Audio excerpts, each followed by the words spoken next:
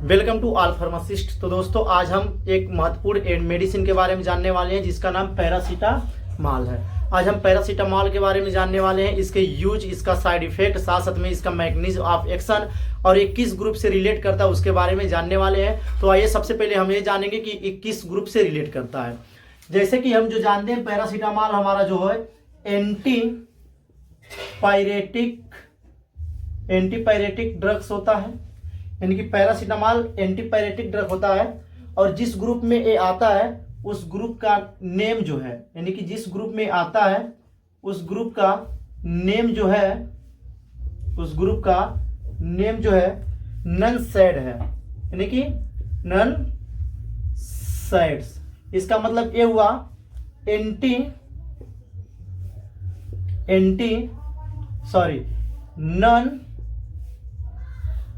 Steroidal anti inflammatory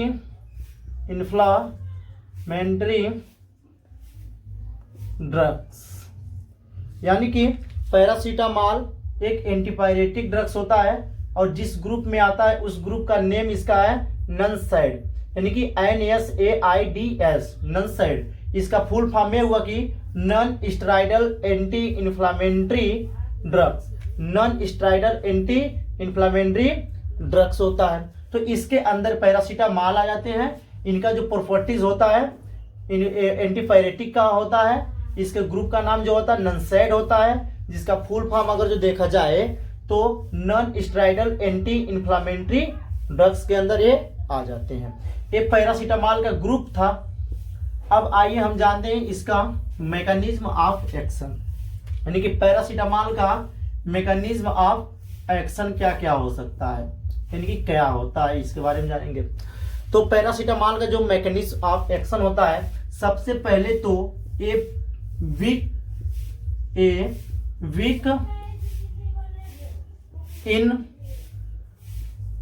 inhibitor होते हैं।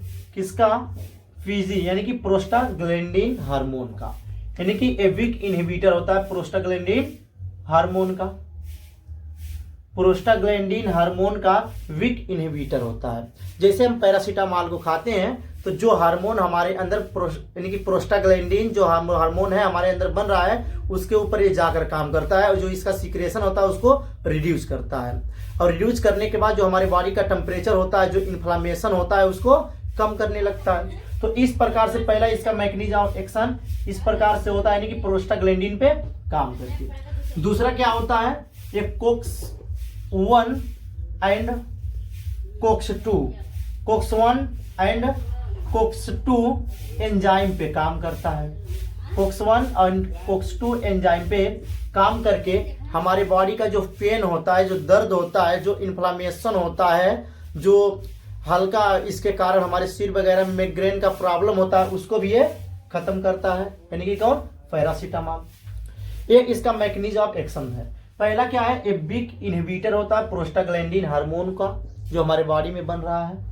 दूसरा क्या है, एक कोक्स 1 कोक्स 2 एंजाइम पे काम करके हमारे बॉडी में जो दर्द होता है, जो पेन होता है, जो इन्फ्लामेशन होता है, जो हायर टेम्परेचर होता है, उसको कम करने का काम करता है। साथ साथ में अगर जो देखा जाए तो एक कोक्स 3 पर भी काम करते हैं, एक कोक्स 3 पर काम करते हैं जो आइसो एंजाइम के रूप में काम करते हैं। तो ये था इसका मैकेनिज्म ऑफ एक्शन। अब इसके यूज के बारे में जानते हैं। इसका जो यूज है, पैरासीटामॉल का जो यूज है, तो हम ये जानते हैं एंटीपायरेटिक होता है। तो इसका मतलब ये हुआ कि फीवर को ट्रीट करने के लिए हम इसका यूज करेंगे सबसे पहले, यानी कि फीवर को ट्रीट करने के लिए सबसे पहले इसका यूज करेंगे। जो दूसरा नंबर पे इसका यूज होगा डिसमेनोरिया पेन जो होता है, डिसमेनोरिया पेन में भी हम इसका यूज कर लेते हैं। ये डबल आर है, डिसमेनोरिया पेन में भी इसका यूज कर लेते हैं। थर्ड नंबर जो इसका यूज है इन्फ्लामेशन में भी इसका यूज करते हैं। फोर्थ नंबर जो इसका यूज है अर्थराइटिस पेन में भी इसका यूज करते हैं। 5th नंबर जो इसका है रूमेनाइटिस, रूमेराइडिस पेन में भी इसका यूज कर लेते हैं। 6 नंबर मिग्रेन में भी इसका यूज करते हैं, जो आधे सिर में दर्द होता है उसमें भी इसका हम यूज कर लेते हैं। 7 नंबर इसका यूज हम हेड एच यानी कि हेडेज में भी करते हैं। तो पैरासीटामॉल का यूज है। सबसे पहले क्या एंटीपायरेटिक होता है तो हम फीवर को ट्रीट करने के लिए करेंगे। दूसरा हम डिस्मेलेरिया में जो पेन होता है उसको ट्रीट करने के लिए करेंगे। तीसरा जो हमारा है इन्फ्लामेशन में इसका यूज करेंगे। चौथा जो है आर्थराइटिस में यूज करेंगे। 5 नंबर जो है रूमेटाइटिस में भी इसका यूज करेंगे। 6 नंबर जो है मिग्रेन पेन जो होगा उसमें भी हम इसका यूज करेंगे। और 7 नंबर जो हेडेज सिर में दर्द है उसको भी ट्रीट करने के लिए हम पैरासीटामॉल का यूज करते हैं। तो ये था इसका यूज। अब हम जानते हैं इसके साइड इफेक्ट के बारे में। साइड इफेक्ट, इसका साइड इफेक्ट क्या होगा खाने के बाद हमारे बॉडी के अंदर। तो कॉमन है इसका साइड इफेक्ट जो खाने के बाद हमारे बॉडी में साइड इफेक्ट हो सकता है। सबसे पहले हमारे बॉडी पे रैश आ सकते, चकत्ते, यानी कि इसका मतलब हुआ कि एलर्जिक रिएक्शन हो जाता है इसके कारण, यानी कि एलर्जिक रिएक्शन। दूसरा जो साइड इफेक्ट इसका होगा क्या हो सकता है, दूसरा साइड इफेक्ट अगर जो देख लिया जाए तो ओवरडोज के कारण, यानी कि ओवरडोज के कारण किडनी एंड लीवर भी डैमेज हो सकते हैं। किडनी और लीवर भी डैमेज हो सकता है। थर्ड इसका साइड इफेक्ट देखा जाए तो नौजिया हो सकता है। और फोर्थ साइड इफेक्ट देखा जाए तो वोमिटिंग भी हो सकता है इसके कारण। तो इसके कॉमन साइड इफेक्ट है, यानी कि पूरे बॉडी पे एलर्जिक रिएक्शन हो जाना, चकत्ता पड़ जाना, ओवरडोज के कारण किडनी या लीवर का डैमेज हो जाना, मितली यानी कि नौजिया हो सकता है, उल्टी हो सकता है। तो इसके ओवरडोज के कारण ये प्रॉब्लम हो सकते हैं। और इसका side effect nausea, vomiting, allergic reaction, पूरे बॉडी पे चकत्ता पड़ना, इसका साइड इफेक्ट होता है। तो ये हमारे पैरासीटामॉल का साइड इफेक्ट है। नेक्स्ट हम अब जानते हैं इसके ब्रांड नेम के बारे में, कितने एमजी में और कौन से ब्रांड नेम हमारे मार्केट में अवेलेबल है। जो ब्रांड नेम है हमारे मार्केट में, सबसे पहले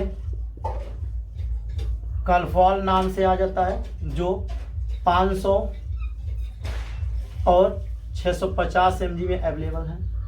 दूसरा डोलो नेम से आ जाता है जो 500 और 650 mg में अवेलेबल होता है।